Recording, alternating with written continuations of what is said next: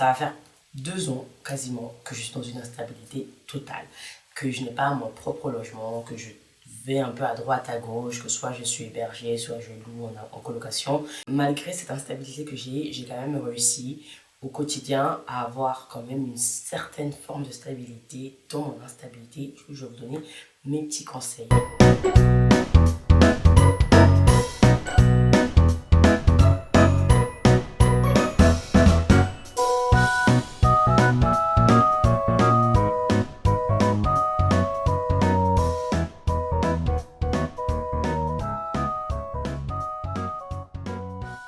Hello ma populace, bienvenue sur ma chaîne, j'espère que vous allez bien. Je vous fais une nouvelle vidéo aujourd'hui et on va parler d'instabilité et de comment trouver sa stabilité dans une instabilité. Je vais aller tout de suite dans le vif du sujet, j'ai pas envie que cette vidéo soit trop longue et en plus je suis encore un petit peu malade, j'ai assez mal à la gorge, mais je me suis mis dans une discipline de faire une vidéo par semaine et j'avais pas de vidéo en avance, donc on va quand même tourner une vidéo alors que nous sommes malades. Donc je fais une vidéo, je suis de retour, dans laquelle je vous expliquer un petit peu mon parcours sur les dernières années, la dernière année, qu'est-ce que j'ai fait, etc. et tout.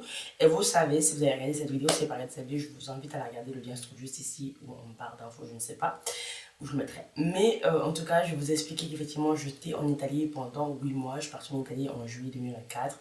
Et je suis rentrée à Paris il y a 2 semaines. On est en février, fin février. Même pas. On est le 16 février au jour où je tourne cette vidéo. Et je suis sur Paris du coup pour quelques mois. Pour des raisons X, Y, dont j'ai expliqué dans ma dernière vidéo sur laquelle je ne reviendrai pas ici. Une des raisons qui fait que je suis dans une instabilité, c'est que au final, depuis que j'ai rendu mon appartement, j'avais un logement, pour ceux qui m'ont suivi, vous savez, j'avais un logement, un appartement et tout sur Paris pendant très longtemps. Et en juillet 2023, j'ai rendu mon appartement.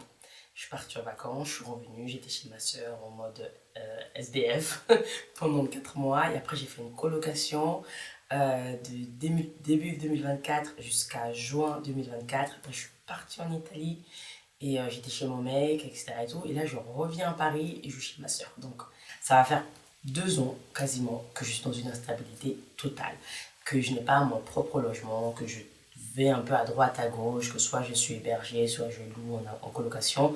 Et du coup, j'ai pas réellement eu une stabilité proprement parlée. Mais ça m'a pas empêché pendant toute cette année-là à quand même être inscrite à l'école, à valider des matières, à pouvoir vivre sur mes épargnes parce que j'avais prévu mon départ à l'étranger, donc j'avais prévu mon départ en Italie et comment j'allais pouvoir vivre sur mes épargnes, une vidéo dont je vous expliquerai très prochainement comment j'avais épargné pour 7 mois sans travail et sans chômage. Malgré cette instabilité que j'ai quand même réussi au quotidien à avoir quand même une certaine forme de stabilité dans mon instabilité. Je vais vous donner mes petits conseils. Alors, le premier conseil que j'ai envie de vous donner, c'est effectivement de faire un planning. Je sais que ça peut paraître bizarre, mais pas forcément la logique pour tout le monde, ou tout le monde n'aime pas forcément faire des plannings, mais je vous assure que faire un planning, ça va vous aider énormément à construire une routine. Et la routine, c'est ce dont vous avez besoin. Dans toute situation d'instabilité, dans toute situation où vous n'êtes pas chez vous, vous n'êtes pas dans votre réel quotidien, vous venez de quitter un taf, vous avez perdu un travail, vous n'êtes plus dans une scolarité, vous n'êtes pas inscrit, peu importe les raisons de l'instabilité dans laquelle vous vous trouvez, la seule façon de tenir le coup, c'est de mettre en place une routine. Et de mettre en place une routine, c'est créer un emploi du temps. C'est vraiment la première étape qu'il vous faut mettre en place. Pour cela, vous pouvez faire une routine à la semaine, à la journée, si c'est pour des to-do list, à la semaine, au mois. Le mieux vous vous projetez, le mieux c'est. Au mieux vous vous projetez, au mieux c'est. C'est-à-dire que moi, par exemple, en début de l'année 2024, j'avais pas encore cette projection que j'ai aujourd'hui parce que oui, je savais que je devais rentrer à Paris, je savais que oui, je devais refaire tout ce qui est documentation administrative parce que j'avais beaucoup de choses à faire, j'avais des soins dentaires à faire, j'avais plein de raisons pour revenir à Paris, mais j'avais pas cette visibilité sur le long terme parce que je ne savais pas exactement combien de temps j'allais sur Paris. Et je me suis dit, cette année, j'avais quand même envie de remettre mon chômage en place. Et pour remettre mon chômage en place, il fallait que je retravaille. Donc, ce que j'ai fait, c'est que je me suis posée. J'ai parlé déjà avec mes conseillères sur Pôle emploi, France Travail maintenant. Et je me suis rendu compte que on pouvait euh, programmer exactement le nombre de jours qu'on avait besoin de travailler. Une fois que j'ai mis ça en place, j'ai commencé à mettre la date de mon arrivée à Paris et j'ai vu au plus loin la date maximum que je devrais être sur Paris. Et ça m'a permis d'avoir déjà un calendrier sur plus de 6 mois. Et là, déjà, sur 6 mois de ma vie instable, j'avais déjà une stabilité que j'ai trouvée parce que je savais que j'allais venir sur Paris, je savais que j'allais devoir travailler, je savais que j'allais devoir faire ça, etc. Moi, j'ai la chance d'être étudiante, donc j'ai une rentrée scolaire, je commence l'année en septembre, je la finis en mai, juin. Donc du coup, j'ai aussi une visibilité avec mes études. Ça me permet d'avoir une visibilité sur mon planning. Je peux faire mon planning en fonction de mes cours. Je sais que jusqu'à juin, jusqu'à mai, du coup, je suis étudiante. Après, juin, juillet, je suis en vacances. Juin, juillet, août, je suis en vacances scolaires. Donc je n'ai pas de cours. Donc je peux bouger un petit peu mon planning. Je sais que septembre, on reprend. Donc je sais que jusqu'à juillet, août, je suis sur Paris et que je vais travailler. Je sais que jusqu'à juin, j'ai mes études et que je devrais mettre mon planning comme ça. Après juin, je sais que je pourrais modifier d'une certaine manière. Un nouveau septembre, je sais que j'aurai plus cette liberté que j'ai eue pendant l'été. Donc cette routine-là me permet de me projeter très loin, même si au moment T où on part, je suis dans une instabilité, bah je sais que dans 3 4 mois, je suis là parce que j'ai pu avoir une vision grâce à un planning que j'ai mis qui est du coup au mensuel, à l'année ou à la semaine ou à la journée comme vous voulez. Mais vraiment, faites-vous et créez-vous une routine. Deuxième conseil que je vais vous donner quand vous êtes dans une instabilité, c'est de vous mettre des objectifs court terme. Moi, j'utilise la méthode dont je vous parlerai très bientôt dans une autre vidéo, des 12 semaines. En gros, c'est que vous prenez votre année en trimestre, vous séparez votre année en 4 trimestres de 3 mois. Et pour chaque trimestre, vous mettez des objectifs. J'utilise cette méthode depuis bientôt 2 ans. En tout cas, c'est ma deuxième année là que j'ai commencé. Et ça se passe très bien pour moi. Ça veut dire que là, je sais que de janvier, février, mars, j'ai un trimestre et que j'ai des objectifs à remplir pendant ce trimestre. Avril, mai, juin, j'ai un autre trimestre avec d'autres objectifs, etc., etc. pour les 4 derniers, les 6 derniers mois de l'année. Donc ça veut dire que chaque trimestre de 3 mois, j'ai des objectifs et ces objectifs-là, je les revois chaque mois. Je mets en place chaque mois, chaque objectif. On va dire par exemple, grosso modo, je peux avoir 3 4 objectifs sur un trimestre.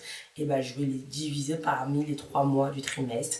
Et je saurai que par exemple, en janvier, il fallait que je fasse ça. En mars, c'est ça. En février, c'est ça.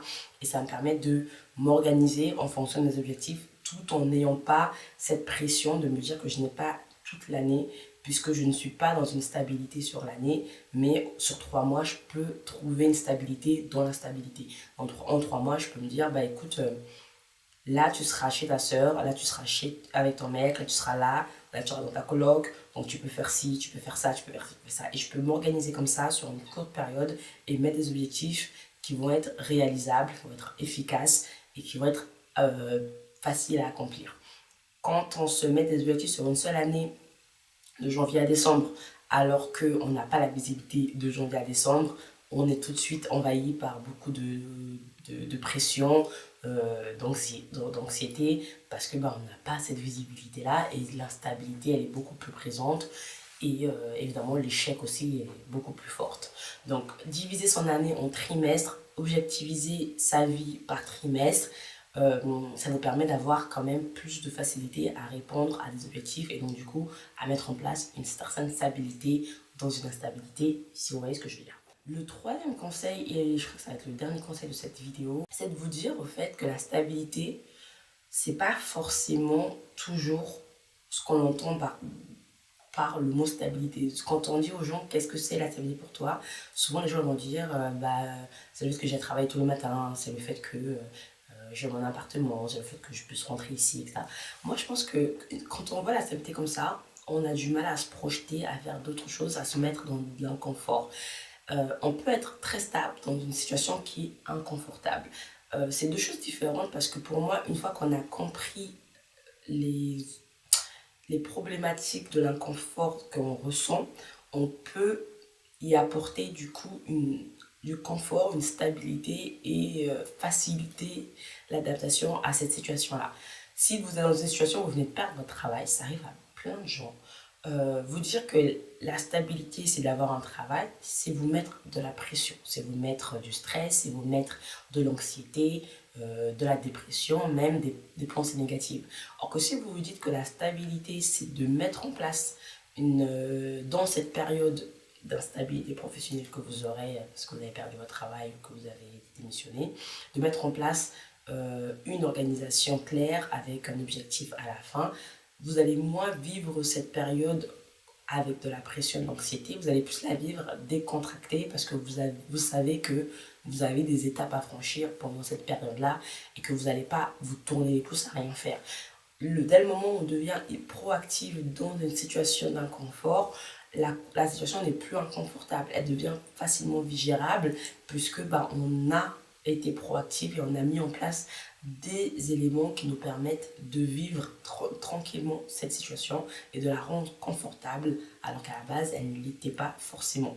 Et moi c'est le cas, c'est-à-dire qu'aujourd'hui je vais être là en SDF, je dis SDF mais vous comprenez ce que je veux dire, chez ma soeur, où je peux pas faire vraiment tout ce que je veux, alors que j'avais prévu de revenir sur YouTube, j'avais prévu de faire des contenus, mais sur cette période-là, qui va être plus longue que ce que j'avais prévu, je ne vais pas pouvoir faire le type de vidéo que j'avais envie de faire. Est-ce que c'est pour ça que je dois arrêter de faire les vidéos? Non. Ma soeur, par exemple, elle a un cocon privé que il me faut respecter, c'est chez elle, c'est ses droits, ses règles, donc je dois les respecter, mais je vais prendre ce que je peux prendre de ce qu'elle m'a autorisé et tourner, m'adapter dans cette situation-là. Par exemple, je sais que je peux vous faire des vidéos avec un fond blanc. Là, je suis littéralement assise sur le sol avec le mur blanc derrière moi. Ça, il n'y a pas de souci. Tout va bien pour elle. Ça va pour vous. Je me fais des vidéos face cam. Et puis, de temps en temps, quand j'aurai la possibilité, parce que je serai en déplacement ou autre chose, je vous ferai des vidéos avec plus de background, avec plus d'esthétique, etc. Mais pour l'instant, on fera ces vidéos-là. Et puis, je me suis adaptée totalement à cette situation d'instabilité, d'inconfort pour moi par rapport à ce que j'avais prévu, de ne pas être capable d'utiliser l'espace parce que ce n'est pas mon espace et de m'adapter du coup à cette contrainte-là pour quand même rester stable dans cette période-là pour pouvoir continuer à vous faire mes vidéos une fois par semaine comme je l'ai prévu au début de l'année. Donc vous voyez, ça c'est vraiment des choses qu'on peut mettre en place dans des situations qu'on n'a pas vraiment voulu, qui ne sont pas les plus adaptées ou les plus confortables. On peut toujours trouver des moyens à droite à gauche de pouvoir mettre en place certaines choses, de pouvoir adapter certaines choses et de rester toujours stable dans une instabilité qui aurait pas... qui nous mettrait plus de pression, qui nous donnerait plus de stress qu'autre chose. Voilà mes 3 conseils, je pense que c'est tout ce que je voulais partager avec vous dans cette vidéo. Je ne sais pas si vraiment vous l'avez pris sous forme de conseils, mais moi c'est plutôt sous une forme de conversation que je voulais le faire. J'essaie d'aller dans des formats un peu différents, dites-le moi en commentaire si ça vous plaît ce genre de format, si vous aimez des formats un peu plus clairs avec une petite fiche de route entre guillemets que je lirai ou que je suivrai. Là moi je prépare vraiment pas les vidéos, c'est à dire que je sais de quoi je vais parler dans la vidéo, mais je les prépare pas, il y a pas de, j'ai pas mis genre conseil numéro 1, conseil numéro 2. Là je vous donne vraiment ce que moi je fais au quotidien sur le sujet dont je parle, et puis je le délite comme ça. Donc je ne sais pas si c'est un format qui vous plaît, qui peut plaire. Il a l'air un peu fouillis, mais parce que c'est le but, il n'est pas travaillé.